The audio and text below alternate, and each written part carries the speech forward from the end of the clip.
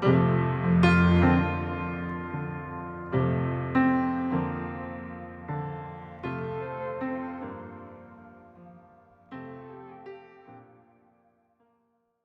오늘은 오므리 레슨이라는 제목으로 말씀을 전하겠습니다. 잘 들으셔야 돼요. 어디 가서 오므라이스라고 하시면 안 돼요. 오므리는 북이스라엘의 네 번째 왕조를 연 사람인데요. 오므리가 왕으로 세워지기까지 좀 복잡한 역사가 있었습니다.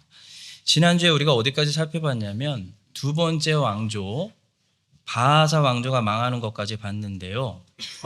시므리라는 사람이 엘라 왕에게 반역을 일으켜서 엘라 왕을 죽이고 자기가 왕이 되었는데 이걸 이스라엘 사람들이 인정하지를 않았습니다. 이스라엘 사람들은 시므리를 인정하지 않고 군대 지휘관 오므리를 왕으로 선출했어요. 그래서 시므리를 끌어내리려고 오므리가 군대를 끌고 디르사라는 왕궁을 에워쌌는데 시므리가 그걸 보고 왕궁에 불을 지르고 그 안에서 스스로 목숨을 끊었습니다. 그렇게 해서 시므리는 7일 만에 끝나는 최단소 왕이 되었는데요. 문제는 오므리가 그래서 바로 왕이 된 것이 아니고 오므리 말고 또 디브니라는 사람이 일어나서 디브니를 따르는 사람들이 생겨버렸어요.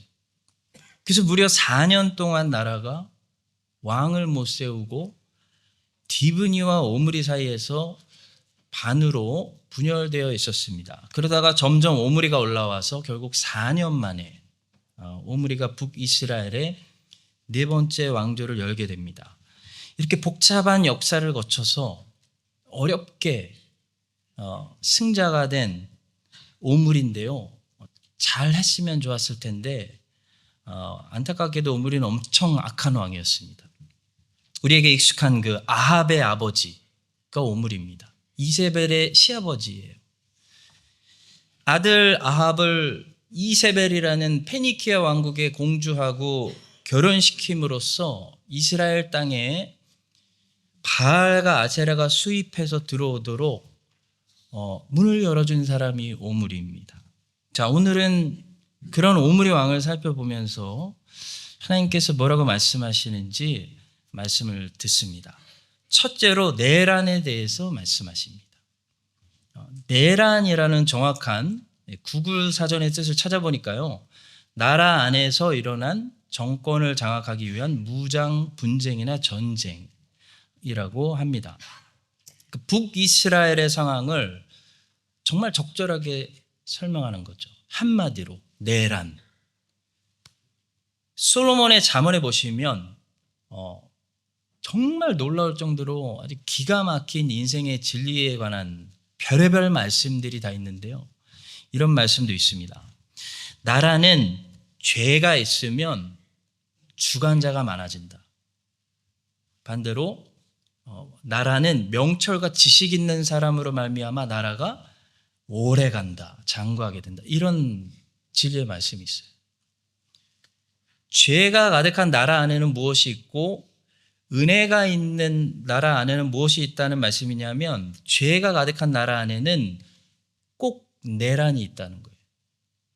서로 주관자가 되려고 일어나는 사람들이 많다는 것입니다. 딱 북이스라엘의 상황인 거죠. 서로 주관자가 되려고 일어나는 사람들이 쏟아졌습니다. 지금 벌써 몇 번째 왕입니까? 여로보암, 나답, 바하사, 엘라, 시므리, 디브니, 오므리. 이름은 참 예뻐요. 보니까 시므리, 디브니, 오므리. 이름은 참 예쁜데 왜들 저런지 모르겠어요. 그 나라에 하나님이 계시지 않고 죄가 있기 때문에 일어나는 현상 중에 하나는 서로 왕이 되려고 기회를 노리는, 서로 싸우는 주관자가 많았다는 것입니다. 자, 반대로 하나님이 계셔서 은혜가 있는 나라에는 뭐가 있을까요?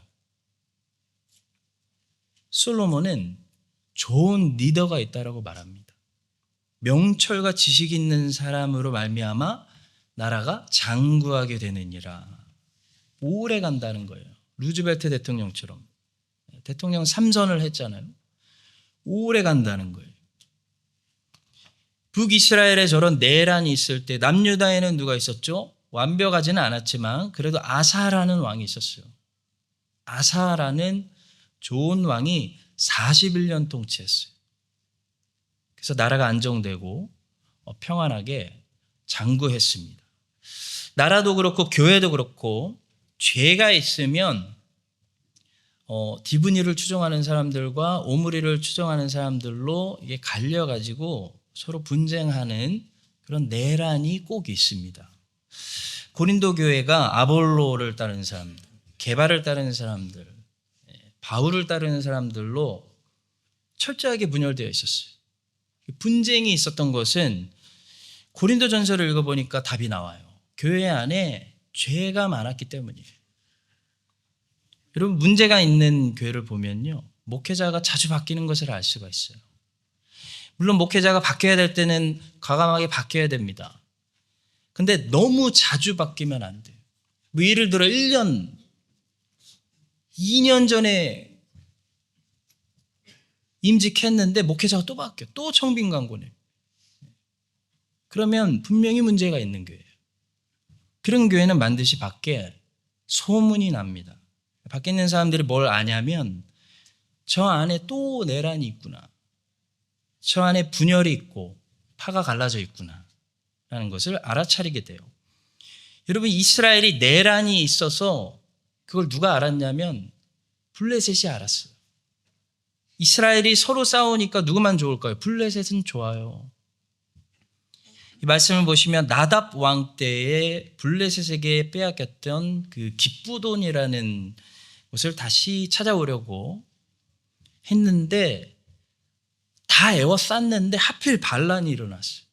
나답이 바하사에게 죽임을 당해버린 바람에 이 기쁘돈 탈환을 실패했습니다. 그냥 포기했습니다. 근데 엘라 왕 때도 똑같은 일이 일어나요. 기쁘돈 찾아오려고 에워쌌는데 또 반란이 일어나요. 그래서 엘라 왕이 시므리에게 죽임을 당해가지고 또 포기했어요. 블레셋 사람들이 보면 웃길 노릇이에요. 이스라엘은 왜 이렇게 기쁘돈을 다시 찾아오려고 했을까? 아마도 기쁘돈이 절대로 양보할 수 없는 중요한 위치에 있거나 중요한 역할을 했을 것입니다. 근데 블레셋 입장에서 보면 되게 웃기는 거예요, 이 사람들이. 자기네들이 맨날 쳐들어와서 에워싸고 자기네들끼리 반란 일어나서 왕 쳐서 죽이고 스스로 퇴각하고 이런 일이 블레셋 사람들의 눈앞에서 2번이나 일어났으니 블레셋 사람들이 얼마나 우습게 생각했을까요? 저 이스라엘 사람들은 가만 놔둬봐. 자기네들끼리 치고 싸우다 망할걸? 우리와 전쟁하는 게 아니고 자기네들끼리 치고받고 싸우다가 망하는구나. 여러분, 근데 하나님의 교회가 내란 때문에 쇠퇴하는 교회가 얼마나 많습니까? 또 찢어지고 또 싸우고. 내란이 있으면요, 외부의 적들에게 반드시 안 좋은 소문이 납니다. 우린 하나님의 백성으로서 외부의 적들에게 좋은 소문이 나야 됩니다. 무엇이 좋은 소문일까요? 우리 하나님에 대한 소문이 좋은 소문입니다. 하나님의 소문이 나야 됩니다. 여호수아의 가나안 정복 전쟁을 보시면 허리를 끊고 중부 지역부터 과감하게 쳐들어가요. 가장 정복하기 어려운 여리고부터 정복해요. 하나님의 방식인 것 같아요. 여호수아 6장부터 8장은 가나안 땅 중부 지역 정복 이야기고 9장과 10장은 남부 지역 정복 이야기고 11장은 북부 지역 정복 이야기입니다. 근데 여리고성을 시작으로 이스라엘이 쳐들어갈 때마다 성경은 어떤 말씀을 기록해 놓았냐면 소문이 났다라고 기억해요. 가나안 사람들이 소문을 들었다는 거예요. 무슨 소문이냐면 하나님에 대한 소문을 들었어요. 가나안 땅 중부 지역에 있는 여리고 사람들이 소문을 먼저 들었습니다.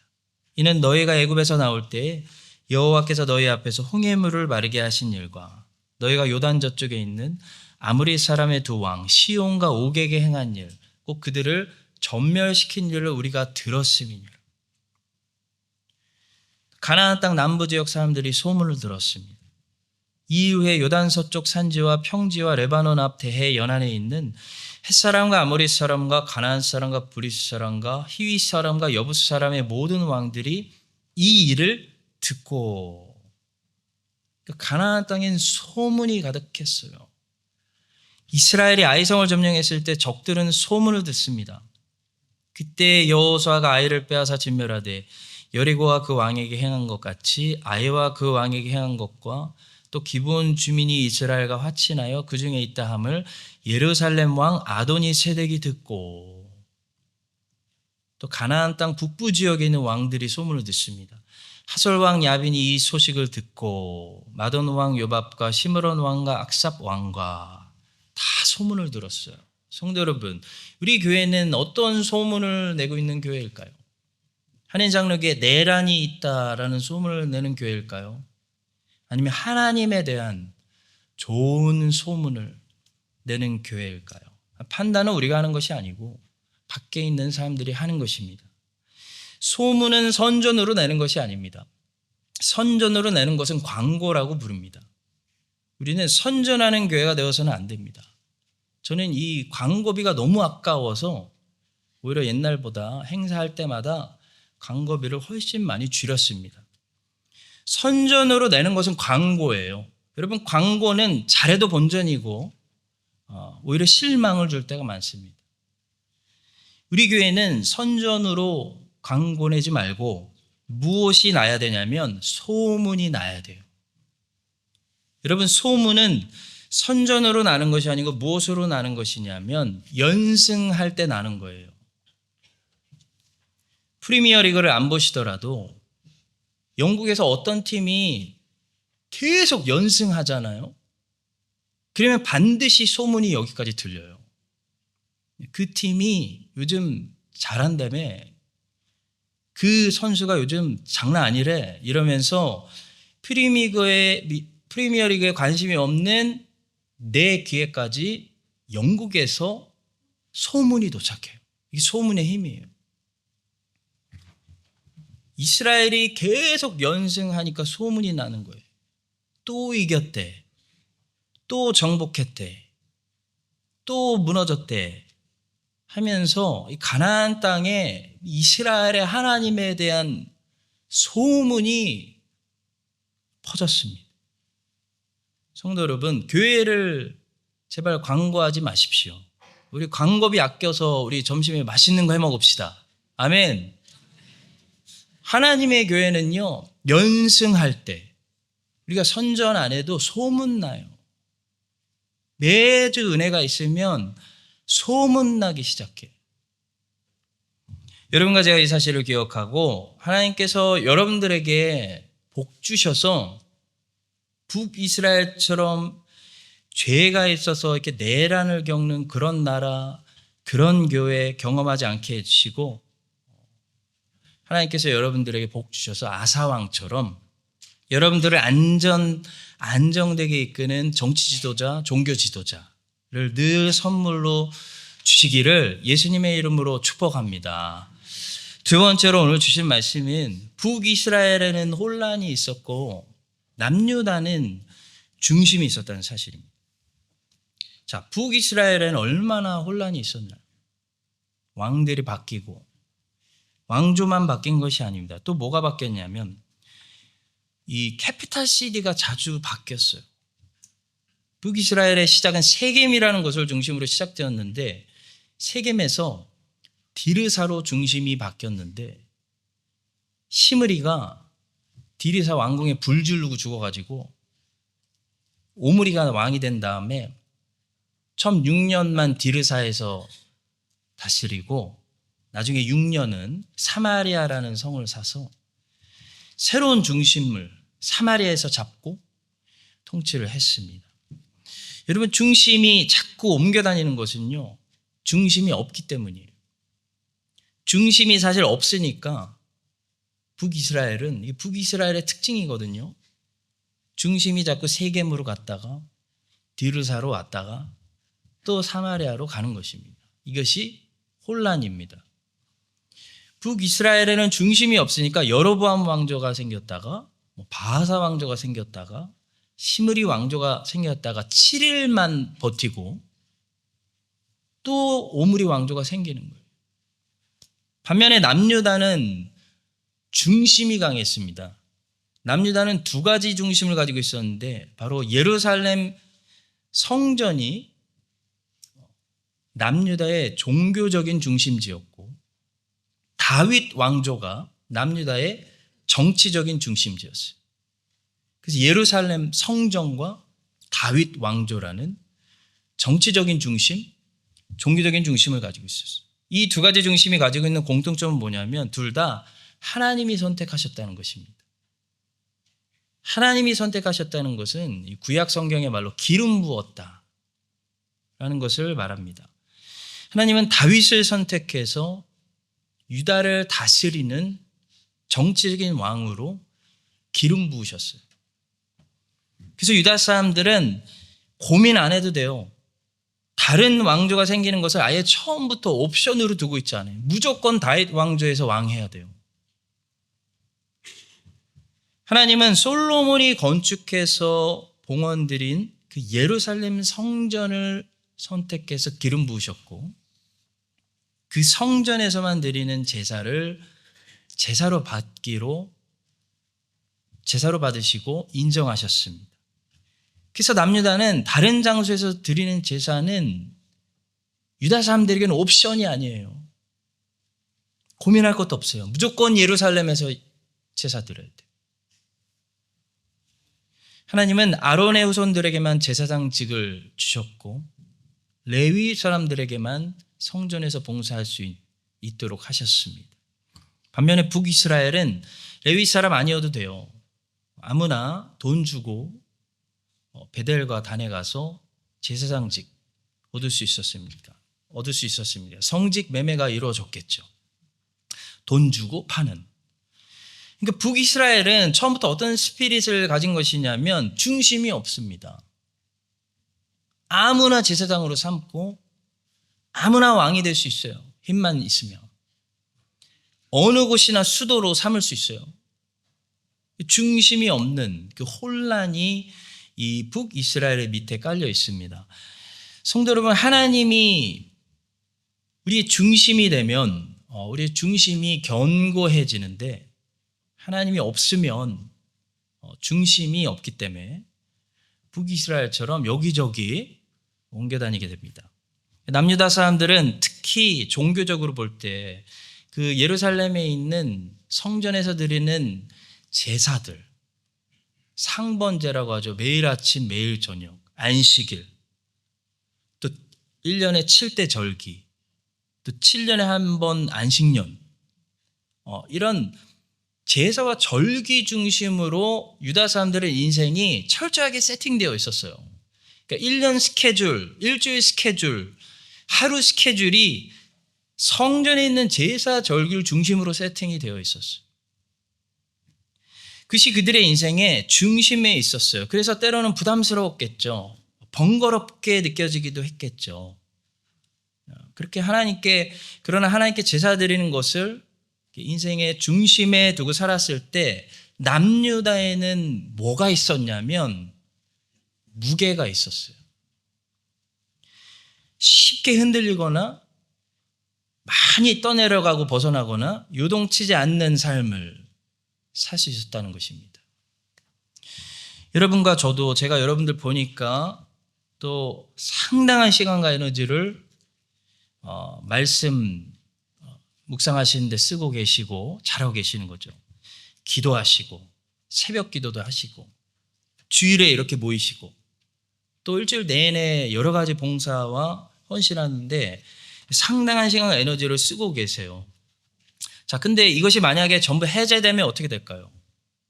우리는 자유로워지는 것이 아니라 정확히 얘기해서 우리는 가벼워져요. 무게가 사라지는 거예요. 삶이 가벼워지면 쉽게 여기저기 흔들리게 되고 바람 불면 날아가고 떠내려가게 됩니다. 바다에서 배가 닻을 내리면 그 닻이라는 무게 때문에 딱 버티고 흔들리지 않는 것처럼 우리 이 주일 모임이, 우리의 매일 새벽 기도가, 나의 그 말씀 묵상 시간이 다체 역할을 해요. 그래서 때로는 시간을 잡아먹고 번거로운 일로 느껴지기도 하지만, 힘들지만 이것 때문에 인생에 무게가 있고 우리가 떠내려가지 않는다는 사실을 북이스라엘과 남유다의 역사가 우리에게 보여주고 있습니다. 민수기 7장을 보시면요, 어떤 말씀이 있냐면 이스라엘의 지휘관들이 세워지고 하나님께서 이스라엘 지휘관들에게 예물을 드리라 라는 말씀이 있습니다. 이스라엘의 각 지파마다 감독된 자들이 세워졌고 그 사람들이 나와서 하나님께 예물을 드리는데요. 근데 이 예물을 무엇으로 드리게 하시는가? 주목해 보니까 모든 예물을 하나님이 제물로만 드리게 하십니다. 그러니까 뭐 돈으로 받지 않으시고 모든 예물을 드리라 하시면서 꼭 제물로만 받으세요. 제물이 뭡니까, 여러분? 번제물, 소제물, 화목제물, 속죄제물 뭐 이렇게 제사용으로 쓸 수 있는 것을 제물이라고 부릅니다. 왜 하나님께서는 이스라엘의 지휘관들에게 나에게 예물을 드려라, 예물 가져와라 하시면서 제물을 가져오라고 하셨을까요? 제물로 가져오라고 하셨을까요? 여러분, 예물은 나에게 드리라 라는 명령을 가지고 있는 메시지지만 제물은 뭡니까? 제물은 사실 이런 메시지가 있어요. 내가 주겠다. 내가 주리라 라는 메시지를 담고 있어요. 구약 성경에 나오는 모든 제사들은 사실 무엇을 가리키는 겁니까? 예수 그리스도의 십자가 제사를 가리키는 거예요. 구약 성경에 나오는 모든 번제물, 소제물, 화목제물, 속죄제물, 속건제물, 그 위에 포도주를 쏟아서 부어드리는 전제물, 모든 제물들은 누구를 가리키는 거냐면 우리를 위해서 자기를 쏟으신 제물이 되신, 화목제물이 되시고 번제물이 되시고 속죄제물이 되시고 부어지신 전제물이 되신 예수님을 가리키는 거예요. 모든 제사가. 그러니까 사실 이스라엘의 지휘관들에게 예물 드려라, 예물 가져와 라고 하시지만 사실 깊은 메시지는 하나님 지금 그 민수기 7장의 사건을 통해 우리에게 뭐라고 말씀하시는 거예요? 내가 제물을 주리라. 내가 너희 이스라엘을 통해 온 세상에 주는 화목제물, 번제물, 속죄제물을 받으라고 말씀하시는 거예요. 하나님께서 아브라함에게 모리아산에서 아들 이삭 바치라고 하셨죠. 분명히 바치라는 명령이잖아요. 그래서 바치려고 갔잖아요. 근데 어떻게 됐습니까? 모리아산에서 이삭 안 바쳤어요. 나중에 다 읽어보니까 하나님께서 사실 뭐라고 말씀하신 거예요? 무슨 말씀을 선포하시려고 했던 거예요? 내가 이 모리아산, 나중에 예루살렘이 되는 이 산에서 네 독생자 이삭이 아니라 내 독생자, 내가 내 아들 내 독생자를 너희들에게 주리라 말씀하신 거였어요. 아브라함에게 이삭을 바치라고 하셨지만 결론적으로 아브라함은 그날 이삭 안 바치고 돌아오고 오히려 두 가지를 받고 돌아오죠. 이삭 다시 돌려받고 이삭의 후손을 통해서 오시는 메시아를 주리라, 내 독생자를 주리라 라는 약속을 다시 컨펌 받고 돌아온 사건이 모리아 사건입니다. 성도 여러분, 하나님이 달라고 하실 때는 이렇게 보니까 사실 깊은 의미는 받으라는 거예요. 은혜 받으라는 거예요. 하나님이 헌신으로 부르시는 건요, 하나님이 그 사람에게 제일 먼저 은혜 주시겠다는 거예요. 우리가 예물을 드리면 하나님은 우리를 위해 제물 대신 예수님을 주세요. 그래서 헌신하는 장소, 헌금 드리는 장소에서 하나님은 우리에게 예수님을 주세요. 예수님 플러스 이 모든 우리가 바치려고 했던 이삭도 더해주지. 이 모든 것을 더해주리라. 더해주세요. 그런 차원에서 이제 우리는 히브리서 10장 5절의 의미를 이해할 수가 있습니다. 그러므로 주께서 세상에 임하실 때 이르시되 하나님이 제사와 예물을 원하지 아니하시고 오직 나를 위하여 한 몸을 예비하셨도다. 예수 그리스도를 예비하셨다는 것. 북이스라엘은 중심이 없는 가벼운 나라였습니다. 가벼우니까 왕조도 바뀌고 왕들도 바뀌고 수도도 바뀌고 중심이 없으니까 중심이 자주 바뀝니다. 근데 유다는 예루살렘 성전 제사 중심으로 세팅이 돼 있어요. 그 성전에서 주의 말씀을 지키는 철저한 제사와 절기가 있어서 매일 제사를 드렸습니다. 이것이 남유다의 종교적인 중심이었어요. 그 중심이 남유다를 무거운 나라로 만들었어요. 하나님이 우리의 중심이십니다. 하나님이 예배하는 것, 달마다 하나님의 섬기는 것이, 주일마다 이렇게 우리가 모이는 것이 여러분 어려울 때도 있죠. 근데 이게 우리를 무겁게 해서 우리가 멀리 막 떠내려가지 않도록 붙들어주고 있습니다. 여러분과 제가 이 사실을 기억하고 그래서 드리는 것이 사실 복이에요. 드릴 때 엄청난 걸 많이 받고 있는 거예요. 예수 그리스도를 우리는 받고 있는 거예요. 여러분 섬기는 것이 복이에요. 주님께 드릴 때 우리 주님께 얼마나 많은 것들을 우리가 받고 있는지 그 사실을 자주 확인하시는 여러분들 되시기를 예수님의 이름으로 축복합니다. 자, 마지막 세 번째입니다. 오므리는 여로보암보다 더 악하고 해로운 사람이라는 평가를 받았다는 사실을 주목합니다. 본문 25절을 보시겠습니다. 오므리가 여호와 보시기에 악을 행하되 그 전에 모든 사람보다 더욱 악하게 행하였다 말씀합니다. 와우. 여러분 어떻게 하면 여로보암보다 더 악하게 할 수 있을까요? 이게 쉬운 일이 아니에요. 여로보암 만만한 사람 아니에요. 아니 오므리는 도대체 무엇을 했길래 금송아지 세운 가짜절기 만든 여로보암과 그 자기 전의 왕들보다 더욱 악하다는 평가를 받았을까요? 저는 두 가지라고 봅니다. 첫째는 오므리는 페니키아 왕국과 정략 결혼을 했어요. 그래서 이세벨이라는 며느리를 데려왔는데 그 일이 어떤 결과를 만들어내냐면 이스라엘과 남유다에 이제부터 쭉 바알과 아세라가 수입돼서 들어오게 하는 엄청난 고속도로를 깔아주는 역할을 했기 때문이라고 생각하고요. 둘째는 이런 거예요. 여로보암과 왕들이 그동안 유혹을 해서 또 자기들의 악한 모범으로 이스라엘로 하여금 범죄하게 했다면 오므리와 아합은 뭘 했냐면 법을 제정했어요. 그래서 강압적으로 합법적으로 이스라엘로 하여금 하나님 앞에 범죄하게 만들었어요. 여러분 미가서 6장 16절에 이런 말씀이 있습니다. 너희가 오므리의 율례라는 말씀은 오므리가 만든 법을 가리킵니다. 오므리는 법을 제정해서 나라를 다스렸는데 그 법이 하나님의 율법과 반대되는 법이 많았다는 거예요.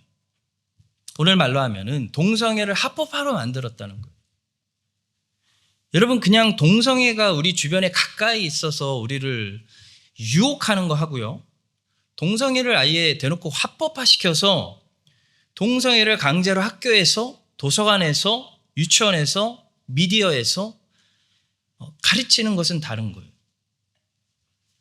실제로 오므리의 아들 아합의 시대 때 엘리야를 보면 뚜껑을 열어보니까 뭐가 보이냐면 그냥 이스라엘 백성들이 바알과 아세라의 어떤 유혹을 못 이겨서 몰래 저 뒷산에 가서 섬긴 게 아니에요. 합법적으로 섬긴 거예요. 아합과 이세벨 정부가 보조금 주면서 바알 아세라 숭배하라고 했어요. 정부 보조금 받고 바알과 아세라 제사장들이 잘 살았어요. 아합과 이세벨 시대 때는 북이스라엘의 법이 바알과 아세라를 국가 종교로 섬기게 짜여져 있었어요. 그래서 여호와를 섬긴다는 것은 불법으로 만들었고 누구든지 여호와를 섬기면 박해를 받았고 그래서 숨어서 섬겼어요. 하나님을.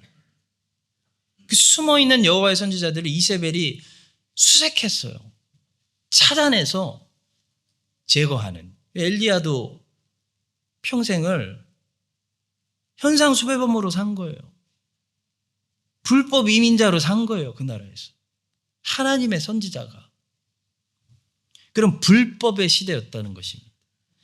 성도 여러분, 이 죄가요, 처음에는 유혹으로 옵니다. 살짝 와요. 그런데 죄가 유혹으로 왔을 때 우리가 분별해내지 못하고 거기서 잘라내지 못하고 쳐다보지도 말고 이름도 부르지 말고 하지 못하면 하나님 말씀대로 그렇게 하라고 하셨으니까 그걸 안 하고 죄를 수용해버리면요. 그 다음에는 어떻게 되냐면 죄에 익숙해집니다. 이게 무서운 거예요. 죄에 익숙해져요. 처음에는 동성애가 우리 앞에 불쑥 나타났을 때 처음에만 불편한 거지 동성애를 수용하잖아요. 그러면 동성애가 익숙해져요. 그 다음부터는 안 불편해요. 아무렇지도 않아요. 제가 처음 신문에서 캐나다 잡지인가 치마 입은 남자 학생들을 처음 봤을 때 그걸 보는 것 자체가 굉장히 불편했어요. 너무 어울리지가 않는 거죠. 남자들이 치마를 입고 있으니까.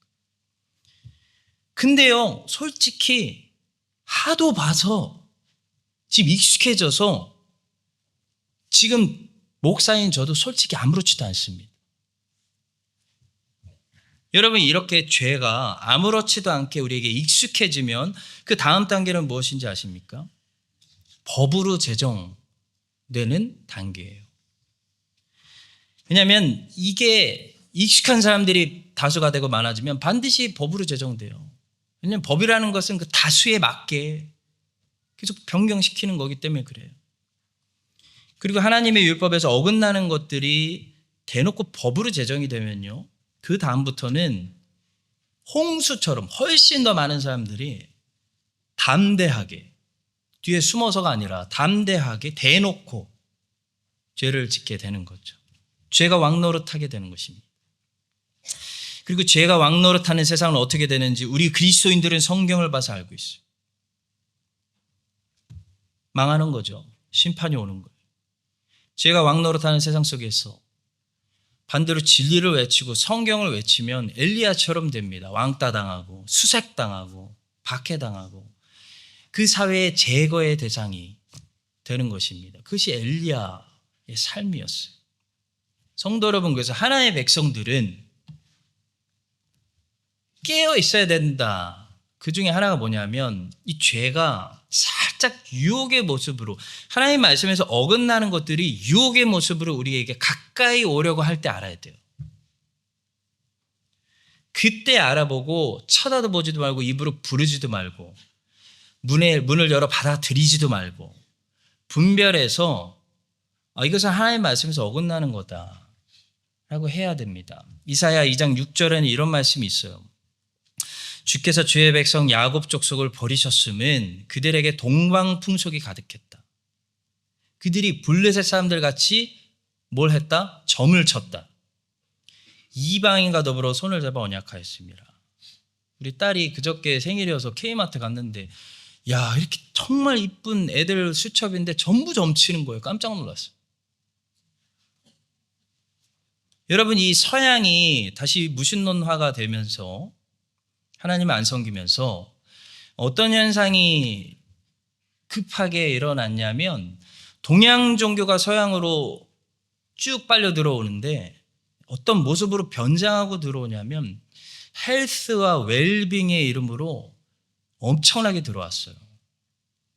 예민한 사람들은 알 거예요. 저처럼 예민한 사람들은.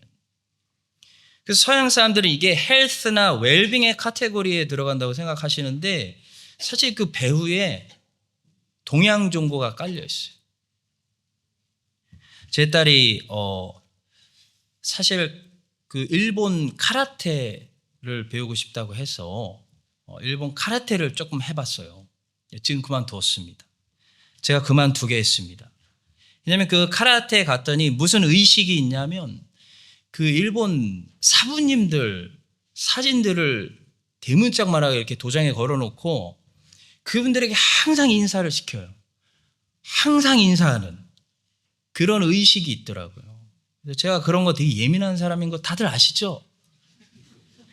저게 우상에게 절하는 거다. 너의 하나님은 너를 질투하시는 하나님이신지 네가 절할 때 질투하셔. 그게 싫은 거야. 하나님에게만 경배하기를 원하셔. 우리가 자존심을 지키기 원하셔. 그래서 하나님이 절하지 말라고 했다 해서 지금 그만뒀습니다. 오늘은 더 많은 것들을 구체적으로 말씀드리지 않겠습니다. 한번 각자 오늘 말씀 듣고 생각해 보세요. 가족들하고 나눠보세요. 동양 종교, 미신, 점치는 거, 귀신 경배 이런 것들이 어떻게 예쁜 포장을 입고 서양의 우리 문 앞에 아니 우리 삶에 이미 깊이 헬스와 웰빙의 이름으로 여러분 보편화되어 있는지 여러분들 한번 서로 나눠 보십시오. 성도 여러분, 초기 단계에서 분별하지 못하면 이렇게 되는 거예요. 우리에게 가까이 와 있어요. 이미 가까이 와 있어요. 분별하지 못했기 때문에. 그리고 가까이 오면요, 처음에만 거부 반응을 일으켜이지 반드시 익숙해져요. 사람은 가까이 있는 것은 익숙해지는 거예요. 적응하는 동물이기 때문에. 그리고 다수가 익숙해진 사람들이 뭉쳐있으면 반드시 법이 제정돼요. 법이 바뀔 수밖에 없는 거예요. 법이 제정되면은 유혹을 느껴서 몰래 뒤에서 죄짓던 때보다 훨씬 더 온 나라가 열심히 죄짓게 돼요. 하나님 말씀에서 반대되는 일들을 홍수처럼 행하다가 우리는 성경을 봐서 결론을 알고 있어요. 어떻게 되죠? 하나님께 갑자기 심판 얻어맞게 되는 그런 일이 일어나게 되는 거예요. 그래서 여러분과 제가 그리스도인들이 깨어 있어야 됩니다. 사랑하는 성도 여러분, 유혹의 단계에서 가정을 지키세요. 자녀들을 지키세요. 분별하셔야 됩니다. 그래서 하나님의 말씀에서 어긋나는 것들은 우리에게 가까이 오게, 그래서 익숙해지게 방치하면 안 됩니다. 주님은 입술로 얘기도 하지 말고 눈으로 쳐다도 보지 말고 집 문에 들이지도 말라고 그랬어요. 여러분 막 여호와의 증인들 막 두들기잖아요. 절대 집으로 들어오라고 하면 안 돼요. 가까이 오게 방치하면 어느 순간부터 익숙해집니다. 그거 읽어보지도 마세요. 익숙해져요. 익숙해지는 사람들이 많아지면 법이 제정됩니다. 법이 점점 변합니다. 점점 이상한 나라, 아합과 이세벨의 나라가 되는 거죠. 법이 악이 유리하도록 제정이 되면요, 큰일 나요. 법은 힘이 있거든요. 악이 유리하도록 제정되면 오므리와 아합의 시대 이스라엘 사람들처럼 훨씬 죄를 쉽게 담대하게 짓게 되고 엘리야처럼 하나님 말씀 지키기가 너무 힘든 그런 세상이 오는 것입니다. 여러분과 제가 이 사실을 오늘 기억하고 초기 단계에서 분별하는 그런 깨어있는 크리스찬들이 되시기를 예수님의 이름으로 축원합니다. 기도하겠습니다. 하나님 아버지, 하나님 말씀에서 어긋나는 것들이 유혹의 모습으로 나에게 가까이 오려고 할 때 분별하게 하여 주시고 가까이 오지 못하게 하시고 익숙해지지 않게 하셔서 악이 법으로 제정되지 않게 지켜주시옵소서. 여호와께 예배드리고 주를 섬기는 것이 우리의 무게가 되어 중심이 되어 흔들리지 않고 요동치지 않게 하여 주시옵소서. 우리 교회에 내란이 없게 하시고 연승하는 교회가 되게 하셔서 좋은 소문이 나게 하셔서 하나님의 소문을 듣고 많은 사람들이 예수님께 돌아오게 하여 주시옵소서. 예수님의 이름으로 기도합니다. 아멘.